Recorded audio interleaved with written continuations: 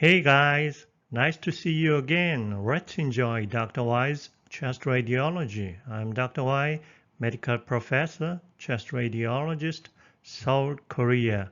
Today we're gonna talk about the chest X-ray and CAT scan findings of pulmonary edema. Lesson 50A. Let's go. Before entering the session of pulmonary edema, I hope you to review the Lesson 4 pleural effusion, Lesson 9 congestive heart failure again.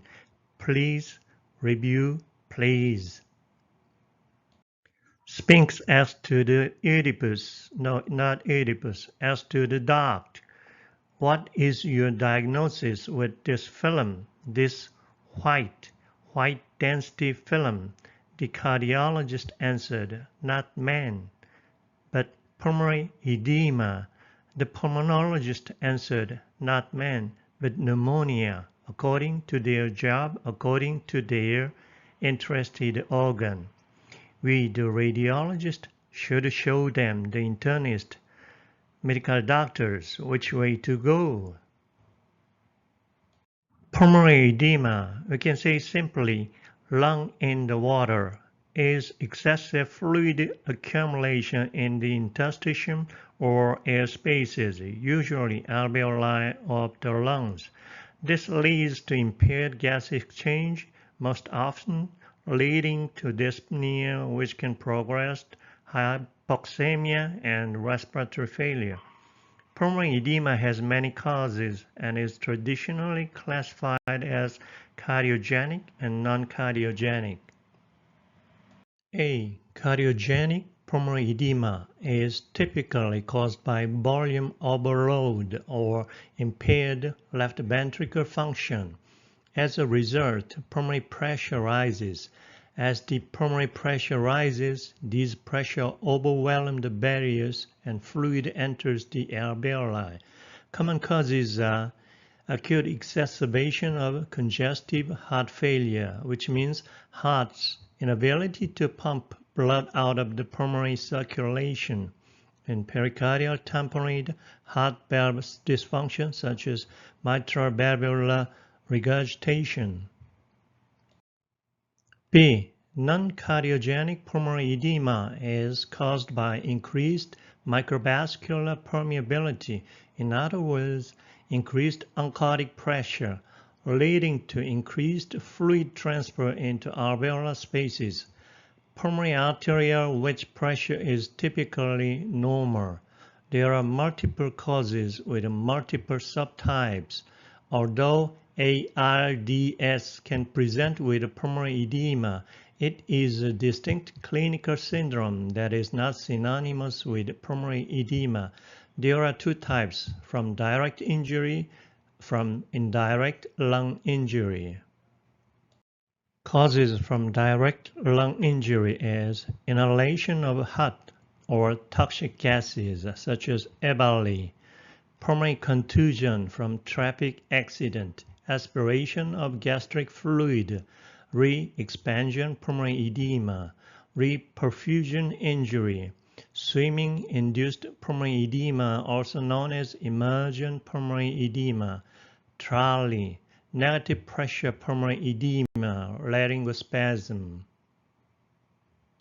Causes from indirect lung injuries are neurogenic causes such as seizure, head trauma, transfusion-associated circulatory overload from multiple transfusion, acute lung injury, acute respiratory distress syndrome from sepsis, severe infection or inflammation, and pancreatitis. Chest X-ray findings of cardiogenic pulmonary edemas are like these: fluid in alveolar walls, Curlis B lines, in other words, interlobular septal thickenings, increased vascular shadowing, classical bed wing or angel perihilar wing, upper lobe diversion, biased blood flow to superior parts instead of inferior parts, possibly pleural effusion and cardiomegaly. Chest X-ray findings from non-cardiogenic pulmonary edemas are in contrast to cardiogenics. Patch alveolar densities are more typically associated. Patch alveolar densities of ground glass opacities or consolidation. Let's have a short break enjoying two famous paintings about the Greek myth, Sphinx and Oedipus. Sphinx as the reader, and Oedipus answered the correct answer, the man. So the Sphinx was so shamed and dived into the river and died. And Oedipus became the king of the Thebes. Oedipus actually means edema of the foot, edema edi, pus, foot. But look at these 4 feet. Every 4 feet are normal feet of young men, not edematous. It's interesting. It's from Wikipedia. Ladies and gentlemen, you quit smoking? Oh, so wonderful. It's the most wonderful job you've done this year. Congratulations. Let's enjoy the museum tour about the pulmonary edema. From this on, I'll not use pointer. Just enjoy the picture by yourselves, your eyes. First, alveolar edema from congestive heart failure.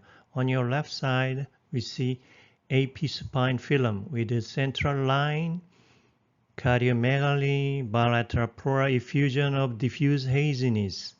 And the next day, the patient have another EKG lines, bilateral, angel wing, bat wing appearances of consolidation with air bronchogram, and more increased pleural effusion and denser cardiac opacity. It's aggravated congestive heart failure of showing alveolar edema. This man also went from bad to worse.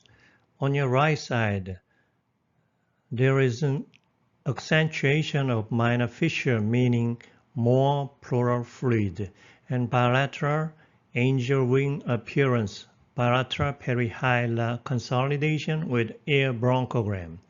That's angel wing, bat wing appearance. Interstitial edema. On your left side, her film looks almost normal, but there is something wrong on her left lower lobe. You can see fine lines of septal lines. On your right side, the film findings went to worse. There is a PICC and her both lower lobes looking hazy, misty, with many curly speed lines, and her both lower lobe pulmonary vessels are getting bigger, thicker, and with blood margins, showing intervascular cuffing of interstitial edema. Another interstitial edema at the CT.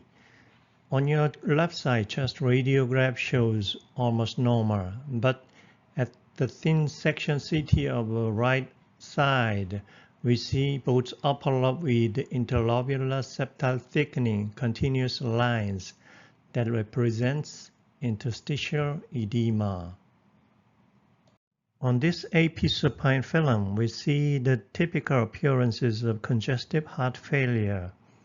Every findings of congestive heart failure are seen here. And look at the right side, the thin section CT. We see bilateral pleural effusion and interlobular septal thickening, continuous lines, bronchovascular bundle thickening that represents congestive heart failure. And after proper treatment, her chest radiograph improved on your right upper side.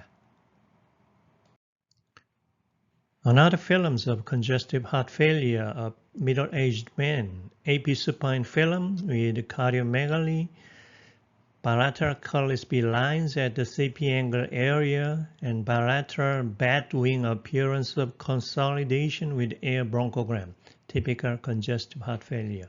On your right side, thin section CT lung window setting shows bilateral pleural effusion, bilateral diffuse ground glass opacity of alveolar edema, and peripheral septal thickening. Right upper lobe shows diffuse bronchial wall thickening without nodule showing pulmonary edema. Chest radiograph shows thicker, longer Carlisby lines, and on your right side, CT shows not diffuse ground glass opacity, but even denser consolidation of pulmonary edema with septal thickening, pleural effusion. On your right side lower portion, chest radiograph findings were improved almost to normal after stent install. CT findings of congestive heart failures are like this. Left upper, these are upper lobes, pleural effusion, longer continuous curved septal thickening with increased vessel sign. On your left lower, middle lung zone, bronchovascular boundaries evenly, diffusely thickened with pleural effusion and fissural pleural fluid with peripheral septal thickening. On your right side, coronal setting, lung window setting film shows septal thickening, Carlis A line, Carlis B line, Carlis C line, diffuse bronchial wall thickening, diffuse pulmonary artery thickness showing interstitial edema. Let's move to non-cardiogenic pulmonary edema.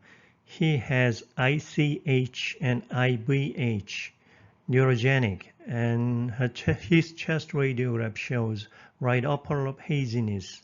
That is neurogenic edema, not correctly explainable, but usually on right upper lobe. That is neurogenic edema.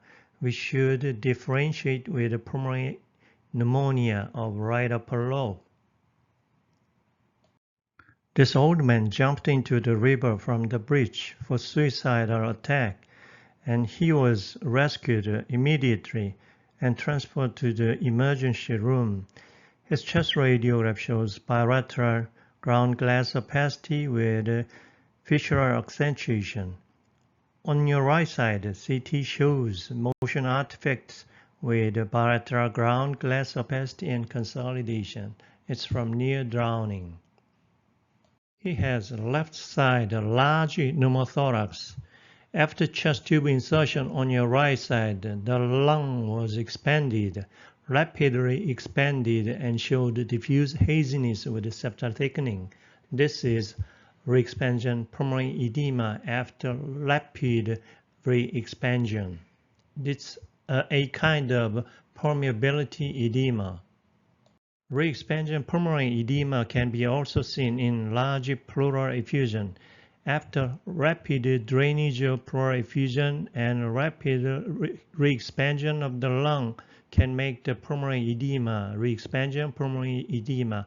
On your right side, the CT shows right lower lobe diffuse ground glass opacity of re-expansion pulmonary edema. Everly, e-cigarette or vaping use associated lung injury. At the stage of introduction of e-cigarette, it was so famous, so dangerous, but not now. It's almost gone. On your left side, this young man shows patch opacity of both upper lobe. On the right side, CT shows multifocal patch ground glass opacity or consolidation of pulmonary edema, Everly. TRALI, transfusion-related acute lung injury, and this sometimes happens after multiple transfusion. We see the bilateral multifocal patch consolidation with air bronchogram of pulmonary edema here. This will be the last painting of our tour. On your right side, we see the many Carlisby lines, septal thickenings. on bilateral lung. This is from volume overload interstitial edema. His heart functions well and his kidneys are okay, so he recovered very soon, and left chest radiograph shows normal lung. This lesson is finished. How do you feel now? Tired or interesting?